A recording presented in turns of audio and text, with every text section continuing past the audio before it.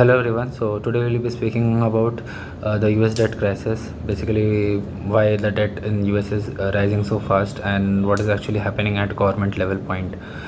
So we will be speaking about this, and this was a statement given by Treasury Secretary Yellen, which states that US may default on its debt as soon as June 1. Basically, what is debt default? Debt default is can be like summarized in 3 points. It is like non-repayment of interest of a particular bond. It might be non-repayment of principal of a particular bond, and maybe you have not paid interest and as well as principal of that particular bond.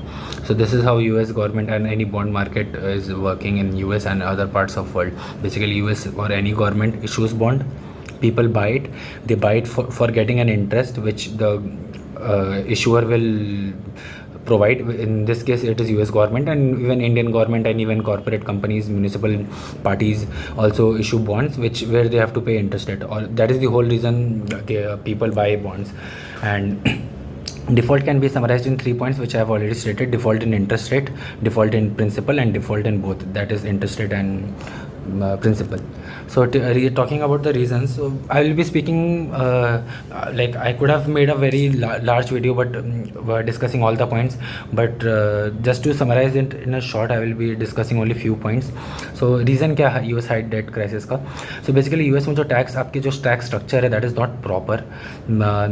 कोई भी अगर आप देखेंगे, अगर किसी का भी proper अगर टैक्स से सोर्स ऑफ रेवेन्यू कलेक्ट करके एंड उसका डेवलपमेंट करना है, then definitely you don't have to take high debt. US कहीं ना कहीं उनके जो प्लान्स हैं एंड उनके जो ऑब्जेक्टिव्स हैं एंड उनका जो टैक्स स्ट्रक्चर है वो कहीं ना कहीं नहीं मीट कर रहे हैं, and that is one of the reasons why US is taking a high debt, and debt इसलिए इंक्रीज करता जा रहा है.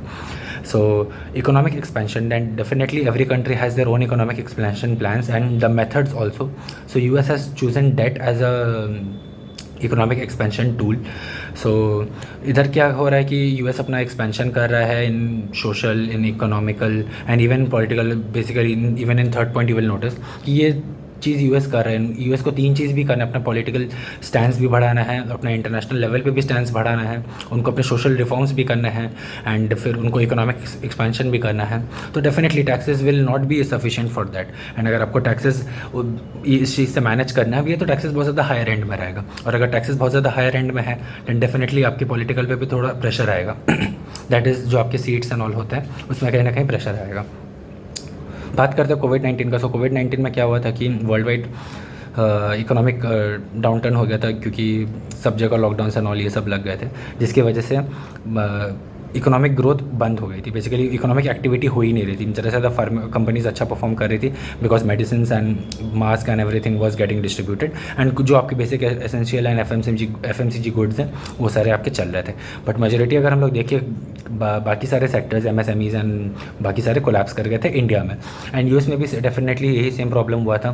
There was high unemployment rate, people were fired, क्योंकि उनको पता था कि कोविड-19 में जब लॉकडाउन एंड ऑल लग गए हैं तो डिमांड आएगा नहीं. डिमांड नहीं आएगा तो वर्कर्स को रख के क्या फ़ायदा. तो उस केस में क्या हुआ था, यूएस गवर्नमेंट ने बहुत ज़्यादा हाई डेट लिया था so that they can support their people, they can support their sectors, and even at the same time वो लोग इकोनॉमी बहुत जल्दी रिवाइव करवा पाए. तो बेसिकली ये यूएस ने नहीं, सारे गवर्नमेंट ने किया था. बट यूएस जिस ढंग से डेट लिया था एंड मनी प्रिंटिंग किया था, that was at a different level.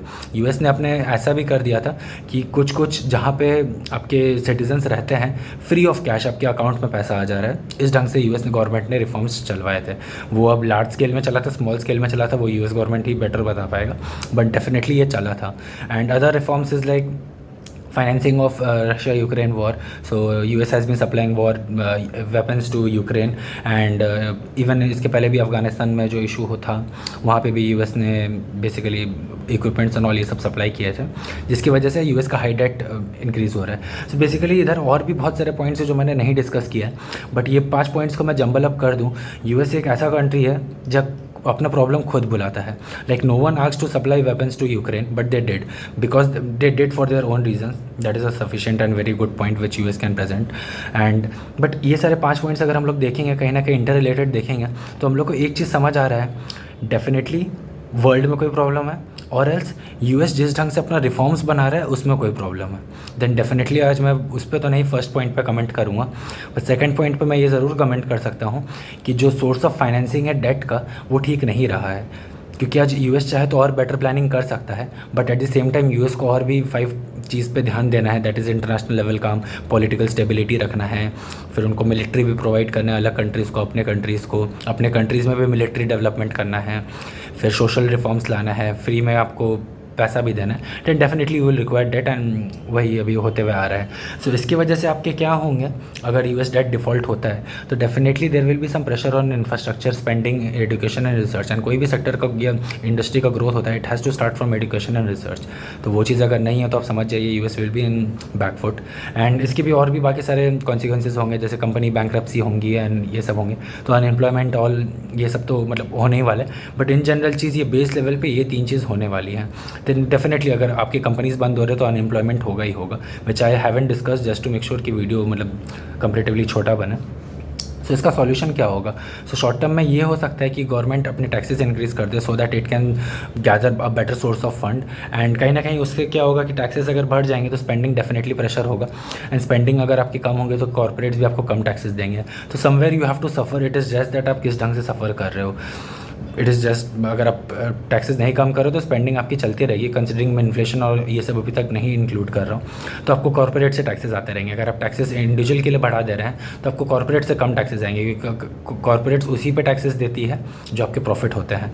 But मेरे हिसाब से पीपल पे टैक्सेस बढ़ाना भी यूएस के लिए ज़्यादा सेंसेबल रहेगा, क्योंकि यूएस का जैसा टैक्स स्ट्रक्चर है वो कॉर्पोरेट के लिए फेवर है।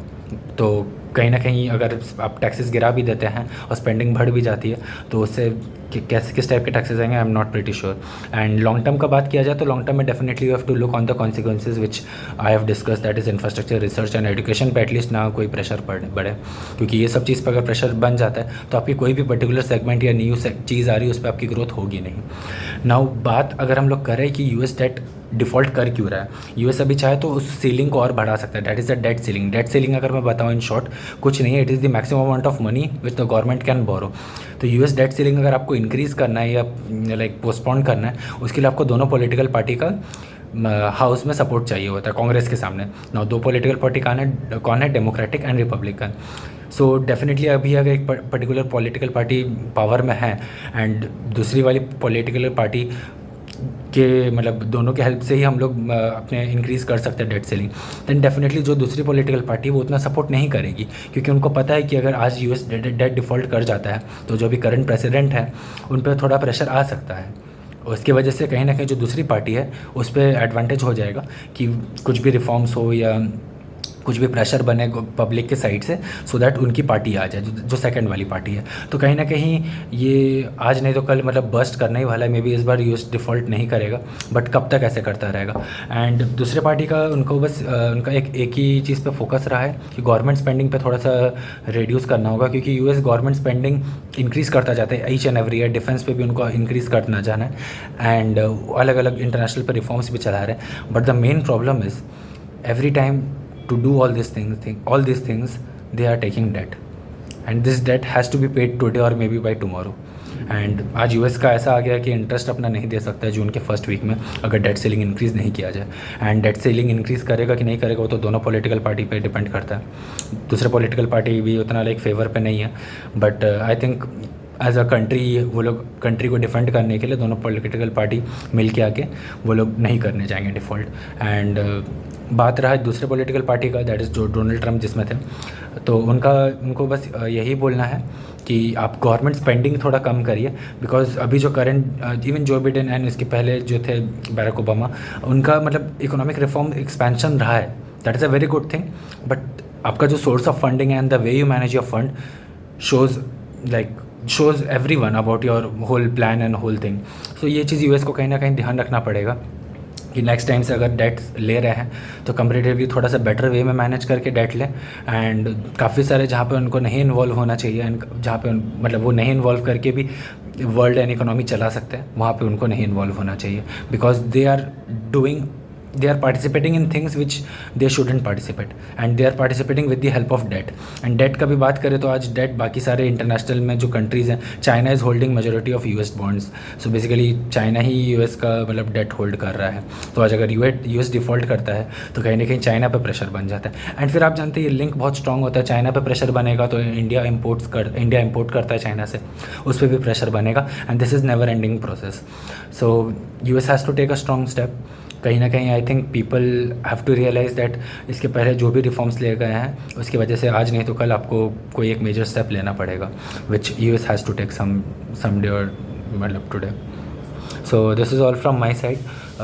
I hope like I was able to explain in short what are the like major consequences. Actually this topic is really in-depth topic, so I tried to cover small points and basic points which can be covered. So this is all from my side. Thank you guys.